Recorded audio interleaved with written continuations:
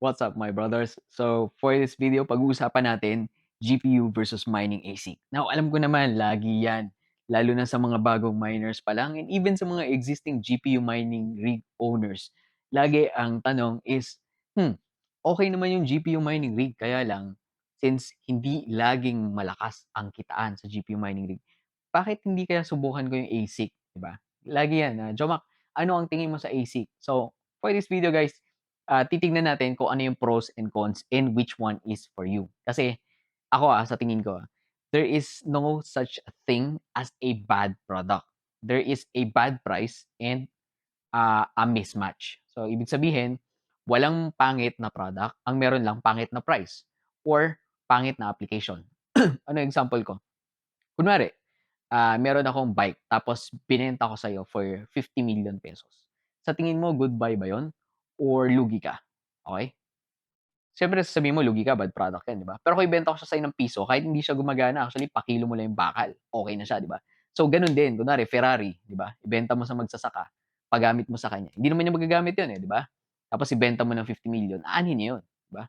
Pero same magsasaka, benta mo yung Ferrari ng piso, di ba? Good proposition. So, ganun din pagdating dito sa GPU and ASIC mining. Ang ibig ko sabihin, walang bad product, merong bad pricing and bad matching sa user. Okay? Kasi alam naman natin, GPU is actually the gateway sa crypto mining.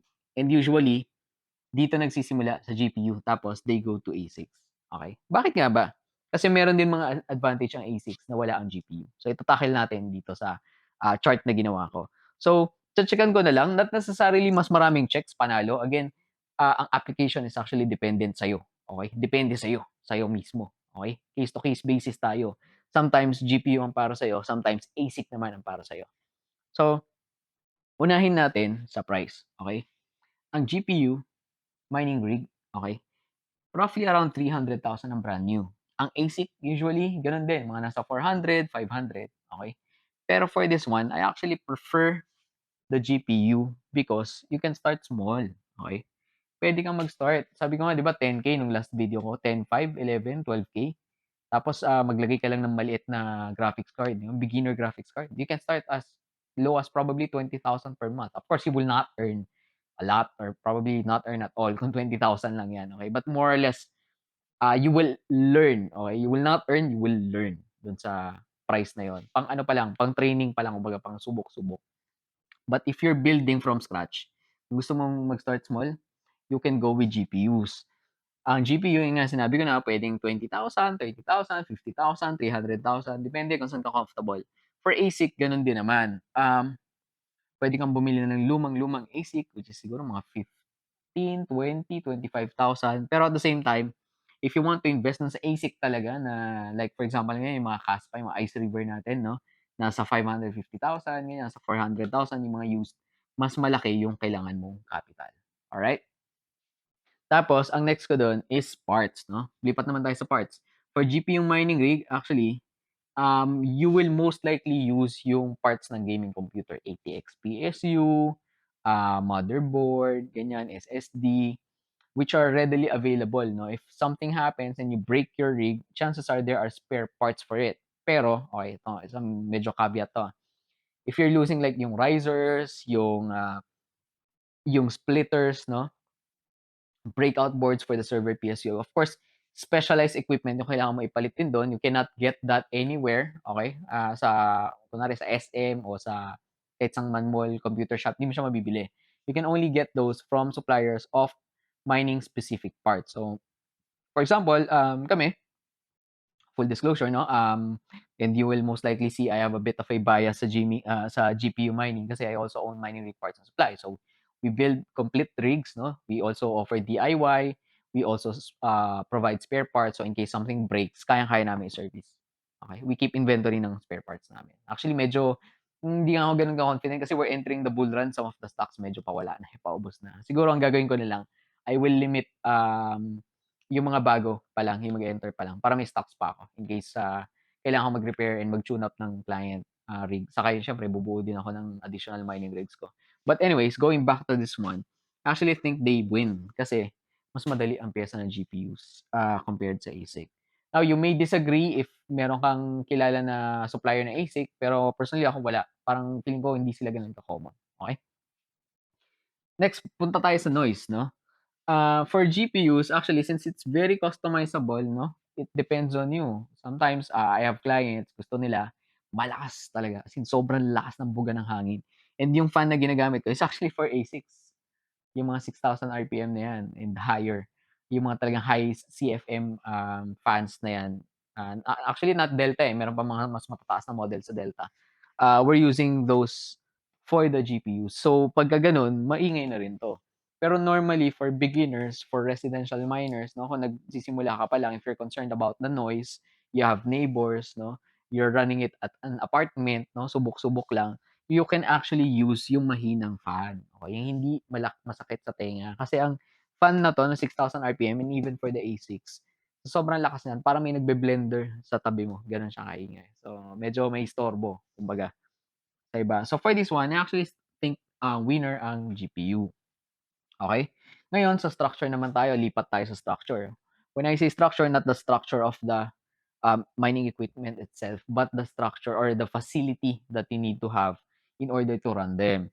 So for GPU, you can run this as low as 500 watts kung maliliit, no? 500 up to siguro pinakamalaki muna is 2,000 watts. Okay? But for the ASIC, you will start from 2,000. Actually, I don't think this will even be enough. 2,000 to 3,000 ang usual wattage ng ASIC. Jomak, ano ibig sabihin nun? 'Di ba alam naman natin na dito sa Pilipinas, ang voltage natin is ano lang, 220. 220 volts tayo 'no, Pinoy tayo, eh.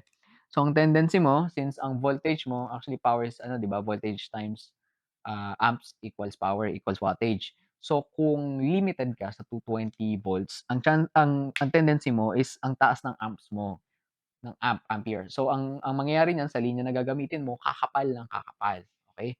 So, for example, if you're drawing this much power to power up the ASIC, okay? Power from the wall 'to, from the wall outlet, okay? Kailangan mong kumuha ng makakapal na wiring. Kailangan mong mag-rewire or magpalit pa nga ng breaker para hindi masunog or mag-trip if you're using ASIC, okay? Kaya mapapansin mo yung ASIC usually mga gumagamit sa kanila is mga may-ari ng factory, mga may-ari ng warehouse, mga may-ari ng mining farm, okay? Kasi nakalimutan ko dito and gusto ko rin bigyan ng check si ASIC ng isa, kasi ang maganda sa kanya napaka-compact ng space. So, ganyan lang siya kaliit, pero ang counterpart niya is yung isang buong mining rig. Gano'n kalaki ang space na matitipid mo sa ASIC, okey? Ang ida-add ko pa do'n since ASIC is a, closed 'no, equipment. Kung makikita mo parang itsura niya parang lata ng Minola na malaki. Parang isa siyang malaking lata na talaga na talagang isang bloke lang. I think less maintenance, 'di ba? You will argue, yes, puwede naman yun, Jomac, pero meron din namang ano, eh, 'di ba, server racks for the, GPU miners. Actually, meron din naman, okey. Pero at the same time, since napakasimple ng operation ng ASIC compared to the GPUs, there are less, variables or things to go wrong, kaya mas stable din siya. Kaya binigyan ko siya ng dalawang check, okey. So, humahabol lang si ASIC 'no. Structure, I need to give this sa GPU side, guys, promise. Mas madali siyang i-run, okey, especially for beginners 'no, beginner miners. Again, yung space, chinekan ko na si ASIC kanina kasi mas compact, okey. Now when it comes to coin 'no, kasi dito tayo nagkakalituhan, eh, 'no. Marami sa beginners akala nila we're mining Bitcoin sa GPU. No guys, we're not mining Bitcoin sa GPU. We're actually mining the most profitable coin at that time for GPUs. Okey, sige, tagalogin ko, Ang minimina ho natin is hindi yung Bitcoin per se. Ang minimina ho natin is whatever coin ang pinaka-profitable at this time for a GPU. So for example, if you're using 3080, 3070, 3060 Ti, AMD 6800 XT, kung ano yung pinaka-profitable for that GPU model, for that time frame, yun yung miminahin natin. The only reason why I keep on going sa BTC natin, why I keep on discussing BTC, kasi BTC is the king of crypto. Lahat nakadepende dyan. And kung hindi natatanong or hindi niyo ba napapansin, may galing ako sa pagiging Bitcoin purist. So may bias talaga ako sa Bitcoin. Malaki ang believe ko sa Bitcoin compared to other coins. Right? Of course, nandiyan yan, bibili-bili ako ng mga altcoins, pero ito talaga holdings primary. I would say about siguro mga 70, 60, 70%. Tapos another mga siguro mga 20 to 30% ng Ethereum, tas lahat altcoins na. Okay, so going back, no? Pagdating sa coin, ang pinag-usapan natin dito, kung yung mga palipat-lipat, no? So for GPUs, we have that freedom. We can mine, choose across a couple of coins, cryptocurrency coins to mine. So, sana naka-on tong mic ko. Ayan, naka-on siya. Yun, we can choose different types of coins to mine. Pero sa ASIC, nakalock ka na sa isang algorithm. Algorithm-specific integrated circuit, meaning you can't really change to another algorithm. Pero, I will also defend their side kasi pwede na mga ASIC na pinili mo is para sa Bitcoin. Diba? Pwede ang ASIC na pinili mo is para sa specific coin. Kung ano talagang gusto mong i-hold. Pwedeng Doge, diba? Depende sa'yo. So, as long as you choose the right ASIC for the right coin, okay ka naman. Okay. Ang ibig ko lang sabihin dito, kunwari, nag-invest ka sa ASIC na yung coin na yun lang yung miminahin niya, tapos biglang nawala yung coin. So, doon ka magkakaproblema. That's why I still gave the point sa GPU for the coin. Okay? Pero, sabi ko nga, di ba, case-to-case basis. Kung gusto mo na simple to use, compact, durable, no? Yung talagang wala na masyadong kailangang ayusin. Aside do sa facility, syempre papagawa mo to. You can go with this. May factory ka, may warehouse ka, may mining farm ka, go with this. Pwede yun, guys. By the way, I'm not selling this one, Ganun naman ako, parang okay lang hindi mo sa akin bilhin. I'm just telling you na yun yung experience ko sa ganito. Okay. Not first-hand experience sa mga clients ko na mga nakakausap ko, why some of them nag-invest na sa GPU tapos meron na to. Okay. Actually, yun pa yung isang maganda. Hindi naman natin sinabing okay to, dapat ito ka lang lagi. Diba? Pwede naman both, no? Pwedeng meron ka ASIC, meron ka rin GPU. The last is actually repurpose. So for example, ito given na to kasi GPUs, you can use it for gaming, for work, for modeling 3D figures, right? You can even use your gaming PC pag hindi mo ginagamit, matutulog ka lang din pag binahin mo na, lalo na kung bull run, di ba? You cannot do that with it. So you cannot repurpose your ASIC. Paperweight na yan after ng end of life niya, no? Pwede mo siyang kalso siguro ng pinto. Pero other than that, ayan, space heater siguro pwede. Pero unlike GPUs, no? Pwede mo siyang actually sa GPUs, I will even argue na not only you can repurpose, but you can also upgrade. And we're actually doing that on our shop, no? Some of the miners dadating sa amin, ito yung gamit ng GPU, tapos papa-upgrade sila sa amin. And for this bull run, this coming 2024 bull run, I'm actually trying na baka pwede na mag-trade in, no? Try natin yun kung baka kaya natin i-sustain na if you have old cards, yung talagang kopong-kopong cards na hindi na ganoon ka-productive for your GPU mining, bring it to us. Tapos we'll try to come up with something na you can get with an upgrade, trade in nyo siya, or maybe we can find buyers for you. But definitely, I'm looking into that. Okay, yung trade-in system. So anyways, go, no? Summary. Jomac, okay, sige. Thank you for that information. Pero ano yung suggestion mo? Okay, again, suggestion ko. I'm actually building GPUs right now. Buying pala ako ng cards kung may kilala kayo. Comment down below. I'm looking for cards.